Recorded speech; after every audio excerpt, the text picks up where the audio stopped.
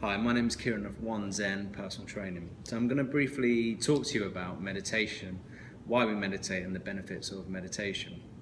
I just want to give you a very small bit of background as to why bother really. So imagine we have, in our nervous system, we have two realms. We have our sympathetic nervous system, and our sympathetic nervous system is really our fight or flight response. Now, to stimulate the sympathetic nervous system is relatively easy in the 21st century because it could be lack of sleep, it could be poor diet, poor hydration, not living by my true core values, not living my dream, and generally not living the life that I want to live. So you can see straight away that if I have any sort of crisis in my life or ingest too much caffeine, too much nicotine, too much alcohol, and so on, that it's quite easy to get into the sympathetic nervous system. And to stimulate the sympathetic nervous system is to destroy. So when I train, I break down soft tissue like muscle, tendon, and so on to then rebuild. So the sheer act of training is sympathetic. So you can see straight away that a lot of people spend maybe a lot of time on the training, which they can do. Anyone can go into a gym and break down soft tissue. But the parasympathetic nervous system is the opposite. It's our recovery, it's our relaxation, it's our anabolic window to build up.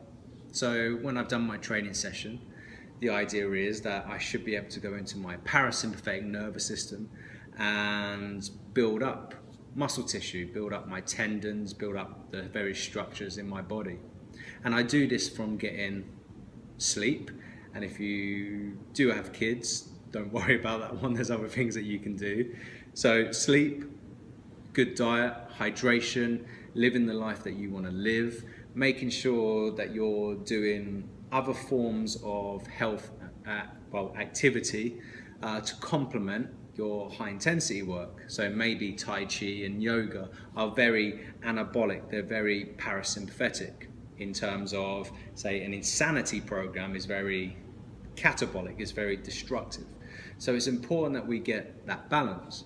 What meditation does, it actually gives you a nice stopgap that allows you to make better decisions throughout the day. And this is the first thing people notice when they start performing just a daily meditation. They notice that initially they've got more concentration. So your concentration span goes up, which for any of my friends out there, you definitely need it because they're always on their phones. But with that extra concentration, it allows you to make better decisions about certain things.